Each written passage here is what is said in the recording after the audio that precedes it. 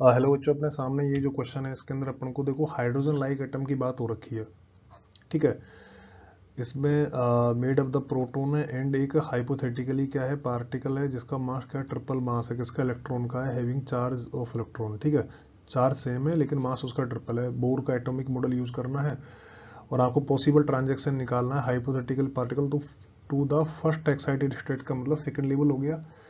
If the R Rydberg constant है then longest wavelength निकालनी। तो देखो यहाँ पर अपन जो लॉन्गेस्ट वेवलेंथ की बात कर रहे हैं अपन, तो for longest wavelength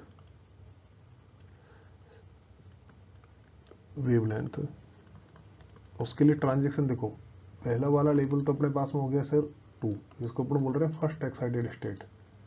first excited state, ठीक है। तो अपने पास में ये अपने पास में जो दूसरा वाला है वो अपने पास लॉन्गेस्ट के लिए जस्ट ऊपर वाला आ जाएगा। ठीक है, तो ये तो अपने पास ट्रांजिशन हो गया। अच्छा, यहाँ पे एक चीज देखो, जब मास है ना, तो देखो मैंने आपको क्लास में बता रखा है क्या, एक तो रेडियस होती है बोर के अंदर, वो मास के रिड्यूस मास के इनवर्सली होती है, वेलोसिटी मास पे डिपेंड नहीं करती है, एनर्जी क्या होती है मास के डिपेंड करती है। ये चीज आपने लिख रखी है। एक यहाँ पर जैसे रिडबर्ग कांस्टेंट है ना, रिडबर्ग कांस्टेंट ये भी क्या होता है, मास के डायरेक्टली प्रोपोर्शनल होता है। ये रिडबर्ग कांस्टेंट है, इसको दिमाग में रख लेना अगर आगे ऐसा क्वेश्चन आया तो। अब अपने पास में एनर्जी की अगर मैं बात करूंगा, एनर्जी अगर अपन रिडबर्ग कांस्टेंट की टर्म में एनर्जी को लिखेंगे तो एनर्जी अपने पास में क्या होगी बेटा, एनर्जी होगी बेटा हाइड्रोजन लाइक एटम के लिए ये हो जाएगी माइनस का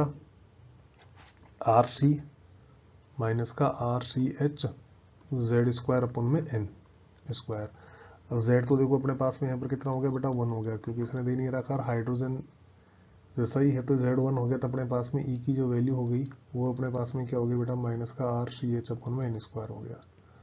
अब बिकॉज अपने पास में यहाँ पे जो रिडबर्ग कांस्टेंट मास के है तो नया रिडबर्ग कांस्टेंट आ जाएगा अपने लिए, यहाँ पर नई एनर्जी आ जाएगी ई डैश है जो, तो अपने पास में आर डैश आ जाएगा सी एच अपन में एन स्क्वायर। ये मास के डायरेक्टली प्रोपोर्शनल, तो ये कितना हो जाएगा 3R हो जाएगा।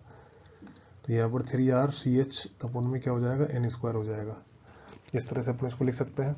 अच्छा, अभी यहाँ पर अपन जो बात करेंगे तो यहाँ पर अपने पास में देखो ये जो है यहाँ पर लॉन्गेस्ट वेवलेंथ की बात करेंगे तो अपने पास में क्या हो जाएगा सर, जो 1/λ होगा तो वो अपने पास में क्या हो जाएगा, 1/λ होगा वो अपने पास में हो जाएगा सर एच सी अपन, जैसे अपन जो एनर्जी है एनर्जी को अपन क्या लिखेंगे बेटा, एच सी अपन लेमडा लिखेंगे, जो कि अपने पास में यहाँ पर कितनी हो जाएगी बेटा 3R सी एच अपन में बेटा 3R सी एच और अपन में बेटा क्या हो जाएगा 1 अपन में N1 स्क्वायर, मतलब डेल्टा ई की मैं बात करूँगा एनर्जी का डिफरेंस, और N2 स्क्वायर। इस तरह से हो जाएगा अपने पास। यहाँ से देखो एच सी को तो अपन हटा ही देंगे, यहाँ से एच सी है इसको तो अपन हटा ही देंगे, इसका तो कोई काम रहा नहीं। तो अपने पास में ऐसी रिडबर्ग कांस्टेंट है ना, ये 3 टाइम्स हो गया, मोटा मोटा आप इसको ऐसे समझ सकते हो। तो 1 अपन में लेमडा है इसको टर्म सर ये हो गया 3R। तो अपने पास में 1/N1 कितना था बेटा, मैक्सिमम के लिए अपने पास फर्स्ट एक्साइटेड स्टेट में आ रहे थे और ये जस्ट लॉन्गेस्ट के लिए जस्ट ऊपर वाला होना चाहिए। तो यहाँ से 1/λ है इसको टर्म 3R है, तो ये हो जाएगा 1/4 माइनस का 1/9। तो यहाँ से 1/λ है इसको टर्म 3R है, तो ये हो जाएगा 36 और ये कितना हो जाएगा 9 माइनस का 4। तो यहाँ से अपने पास में ये 3 को कट करेंगे तो 12 हो जाएगा।